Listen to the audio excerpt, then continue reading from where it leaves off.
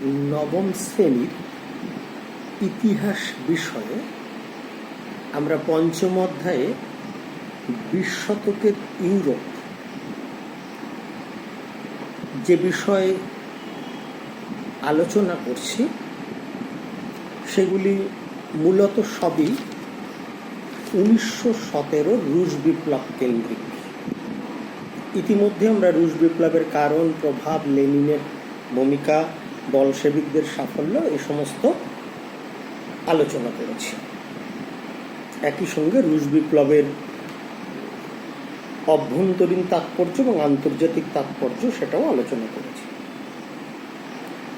আজকে বিক্ষিপ্ত দুটি বিষয় আলোচনা করব। একটি এগুলো টিকার মতো কোশ্চেনে ভাবতে পারো। একটি হচ্ছে লেনিনের এপ্রিল থিসিস, আর একটা হচ্ছে লেনিনের নিউ ইকোনমিক পলিসি, যেটা সংক্ষেপে এনইপি বলা হয়। এই দুটো বিষয় 2 নম্বরের প্রশ্নে আসতে পারে। এনইপি বলতে কি বোঝো, বা এনইপির বিষয়বস্তু কি? আবার লেনিন এর এপ্রিল থিসিস বলতে কি বোঝো, কবে এপ্রিল থিসিস লেনিন ঘোষণা করেছিলেন, কোন প্রেক্ষাপট? তো এরকমভাবে যেমন 2 নম্বরের কোশ্চেন আসতে পারে এই দুটো বিষয়ের উপর থেকে, ঠিক তেমনি 4 নম্বরের টিকাও আসতে পারে, যে লেনিনের এপ্রিল থিসিস সম্পর্কে লেখো, অথবা লেনিনের নিউ ইকোনমিক পলিসি বা এনইপি সম্পর্কে লেখো। তো আমরা আলোচনা করব দুটো বিষয় 4-এর মতো করে, যাতে 4 নম্বরের প্রশ্ন হিসাবে আসলে কি লিখতে হবে তোমরা মোটামুটি একটা শুনে আন্দাজ করতে পারো। তো প্রথমেই আমরা লেনিনের এপ্রিল থিসিস বিষয়টা আলোচনা করব। 1917 খ্রিস্টাব্দে রুশ বিপ্লব সম্পন্ন হয়েছে দুটো পর্যায়ে। বহুবার একথা বলা হয়েছে। প্রথম পর্যায়ে মার্চ বিপ্লবের পরে রাশিয়াতে অস্থায়ী প্রজাতান্ত্রিক সরকার গঠিত হয়েছিল। দুটো, লুভভের নেতৃত্বাধীন প্রজাতান্ত্রিক সরকার আর মেনশেভিক দলের নেতা কেরেনস্কির নেতৃত্বাধীন সরকার। মার্চ থেকে নভেম্বরের মধ্যে দুটো সরকার তৈরি হয়েছে, এবং নভেম্বর মাসে লেনিনের নেতৃত্বে বা বলশেভিক দলের নেতৃত্বে এই সরকারগুলিকে উচ্ছেদ করে রাশিয়াতে সমাজতান্ত্রিক বা সাম্যবাদী একনায়কতন্ত্র প্রতিষ্ঠিত হয়েছে। তো এই যে মার্চ মাসের বিপ্লব, এর পরে দুটি সরকার তৈরি হলো, সেই দুটি সরকারের ব্যর্থতাকে কাজে লাগিয়ে, আবার অন্যভাবেও বলা যেতে পারে শুধুমাত্র ওই দুটি সরকারের ব্যর্থতাই নয়, তার কারণ দুটো সরকার কাজ করেছে 6 মাসের কম সময়, ফলে তাদের সাফল্য ব্যর্থতা পর্যালোচনার সুযোগই বা তেমনভাবে কোথায়। কিন্তু বিষয়টা হচ্ছে, এই সময় রুশ জনগণ কেরেনস্কি এবং লুভভের সরকারের কাজকর্মে সন্তুষ্ট হয়নি।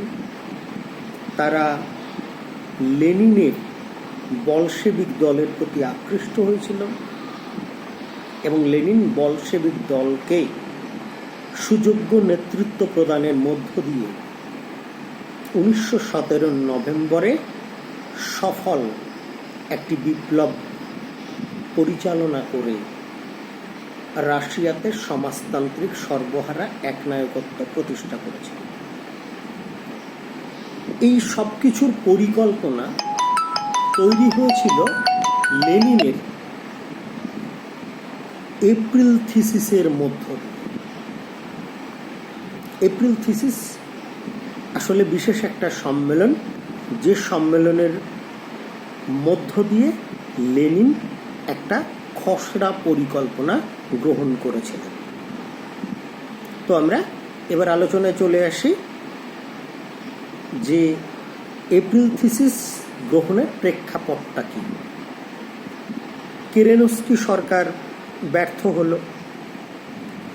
আসলে এই সময় রাশিয়ার সমাজ চেয়েছিল আমূল পরিবর্তন, কেরেনস্কি সরকার তা করতে পারেনি। বলশেভিক দল, জনগণের বিক্ষোভ এবং সমাজতান্ত্রিক বিপ্লব এর প্রতি আকর্ষণ, এগুলিকে কাজে লাগিয়ে নতুন পথ দেখাতে চেয়েছিল। ঠিক এই যখন পরিমণ্ডল, তখন বলশেভিক নেতা লেনিন সুইজারল্যান্ড থেকে ফিরে আসেন এবং বলশেভিক কর্মীদের একটি তিনি কনফারেন্স বা সম্মেলন ডাকেন এবং সেখানে তিনি এপ্রিল থিসিস ঘোষণা করেন। তাহলে এপ্রিল থিসিস ঘোষণার প্রেক্ষাপট হচ্ছে কেরেনস্কি সরকারের ব্যর্থতা, রুশ জনগণের বলশেভিক দলের প্রতি স্বাভাবিক আকর্ষণ এবং জনগণের বিক্ষোভজনিত পরিস্থিতিকে কাজে লাগিয়ে বিপ্লবের পথে অগ্রসর হওয়ার যে মনোভাব বলশেভিকদের ছিল, এই সামগ্রিক প্রেক্ষাপটে লেনিনের আগমন এবং তিনি বলশেভিক বিপ্লবের পরিকল্পনা সফল করার জন্য যে ঘোষণা করেছিলেন বলশেভিক কর্মীদের সামনে, সেটাই হচ্ছে এপ্রিল থিসিস। এর বিষয়বস্তু কি? সর্বত্রই প্রায় একই রকমভাবে পাবে। বিষয়বস্তু হচ্ছে যে মার্চ মাসে, অর্থাৎ 1917 মার্চ মাসে যে বিপ্লব হয়েছিল, সেখানে সোভিয়েতগুলির ভূমিকা ছিল প্রধান। তাই সোভিয়েত বলতে রাশিয়ার প্রাদেশিক বিভিন্ন আঞ্চলিক সরকার, এইসব সোভিয়েতগুলির হাতে ক্ষমতা ছেড়ে দিতে হবে। সোভিয়েতগুলির হাতে রাজনৈতিক ক্ষমতা আসার পরেই বলশেভিক দল সেখানে সর্বহারা দের একনায়কত্ব প্রতিষ্ঠা করবে এবং এই একনায়কতন্ত্র পরিচালনার দায়িত্ব থাকবে কিন্তু বলশেভিক দলের নেতাদের উপর। তার মানে মূল ক্রিয়াকাণ্ড কিন্তু বলশেভিক তথা লেনিনের হাতে। যাই হোক, এবং রুশ জনগণের যে বহুদিনের দাবি শান্তি, খাদ্য ও জমি, সেগুলো পূরণ করবেন বলে তিনি ঘোষণা করেন এবং বলশেভিকরা ক্ষমতায় এলে সেনাদলকে শান্তি, শ্রমিকদেরকে খাদ্য ও রুটি এবং কৃষকদের জন্য জমির ব্যবস্থা করা হবে। এই ছিল লেনিনের এপ্রিল থিসিসের বিষয়বস্তু। আসলে এই এপ্রিল থিসিসের মধ্য দিয়ে বলশেভিক দল তথা লেনিনের জনপ্রিয়তা বৃদ্ধি পায়। রুশ জনগণ লেনিন এবং বলশেভিক দলকে বিশ্বাস করে এবং তাদের প্রতি আস্থা স্থাপন করে এবং বলশেভিক দলের মধ্য দিয়ে তাদের স্বপ্ন বা ইচ্ছা পূরণ হবে বলে মনে করে। ফলে বলশেভিকদের নেতৃত্বে যে নভেম্বর বিপ্লব হয়েছিল, তাতে পরিপূর্ণভাবে জনসমর্থন লেনিন লাভ করেছিলেন। তাহলে এই হচ্ছে এপ্রিল থিসিসের বিষয়বস্তু। এবার আমরা বলেছিলাম আর একটা বিষয় আলোচনা করব, সেটা হচ্ছে এনইপি বা নিউ ইকোনমিক পলিসি। সেটার বিষয়টা কি না, বলশেবিক দল রাশিয়াতে ক্ষমতায় আসার পরে 1921 খ্রিস্টাব্দে লেনিন, মানে 1917 নভেম্বরে ক্ষমতায় আসার পরে 1921 খ্রিস্টাব্দে লেনিন রাশিয়ার অর্থনীতি পরিচালনার জন্য যে বিশেষ নীতি ঘোষণা করেন, সেটাই এনইপি বা নিউ ইকোনমিক পলিসি নামে পরিচিত। এখানে আমরা একইভাবে একটু বলবো এনইপি বা নিউ ইকোনমিক পলিসি ঘোষণার প্রেক্ষাপটটা কি ছিল। 1917 খ্রিস্টাব্দে রাশিয়াতে সমাজতান্ত্রিক সরকার প্রতিষ্ঠিত হওয়ার পরে শুরু হয়েছিল দেশের অর্থনীতির জাতীয়করণ বা রাষ্ট্রীয়করণ। কিন্তু এই সময় রাশিয়াতে প্রতিবিপ্লবী শক্তি অর্থাৎ অভিজাত এবং যাজকরা তারা সরকারের বিরোধিতা শুরু করে এবং শ্বেত সন্ত্রাস নামে পাল্টা প্রতিবিপ্লবী আন্দোলন শুরু করেছিল। ফলে কৃষি ও শিল্পক্ষেত্রে একটা গভীর সংকটের সৃষ্টি হয়। এই গভীর সংকট মোচনের জন্য লেনিন অর্থনৈতিক নীতির কথা ঘোষণা করেন। এই অর্থনৈতিক নীতির ক্ষেত্রে তিনি কৃষি, শিল্প ও ব্যবসা বাণিজ্যের ক্ষেত্রে কী নীতি গ্রহণ করেন, কৃষি, শিল্প ও ব্যবসা বাণিজ্যের ক্ষেত্রে কী নীতি গ্রহণ করেছিলেন। টেক্সটে সুন্দর করে আলাদা আলাদা করে কৃষিক্ষেত্র, শিল্পক্ষেত্র এবং ব্যবসা বাণিজ্যের ক্ষেত্রে লেনিন 1921 খ্রিস্টাব্দে রাশিয়ার জন্য কী কী পলিসি গ্রহণ করেন সেইগুলো আলাদা আলাদা করে কয়েক লাইন করে লেখাই হচ্ছে এনইপির লেখা। যেমন তিনি কৃষকদের থেকে শস্য আদায়ের পরিবর্তে কর ধার্য করেন।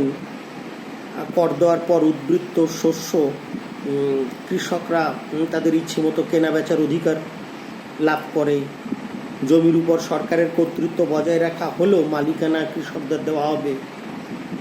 শিল্পক্ষেত্রে যেমন রাষ্ট্রায়ত্তকরণ নীতির কিছুটা শিথিল করা হয়, ছোট মাঝারি শিল্প ইত্যাদির উপরে সরকারি নিয়ন্ত্রণ তুলে কিছু ব্যক্তি মালিকানাও দেওয়া হয়, কিন্তু ভারী শিল্পগুলি মূলত সরকারের হাতেই রাখা হয়।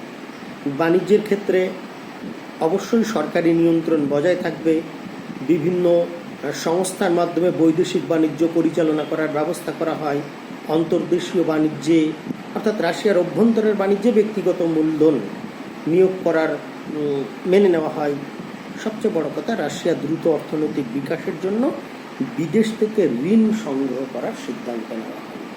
তাহলে এনইপি হচ্ছে কোন অবস্থায় লেনিন নতুন অর্থনৈতিক পলিসি গ্রহণ করেন, আর এই নতুন অর্থনৈতিক নীতিতে তিনি কৃষি, শিল্প ও বাণিজ্য ক্ষেত্রে কী কী পলিসি গ্রহণ করেন।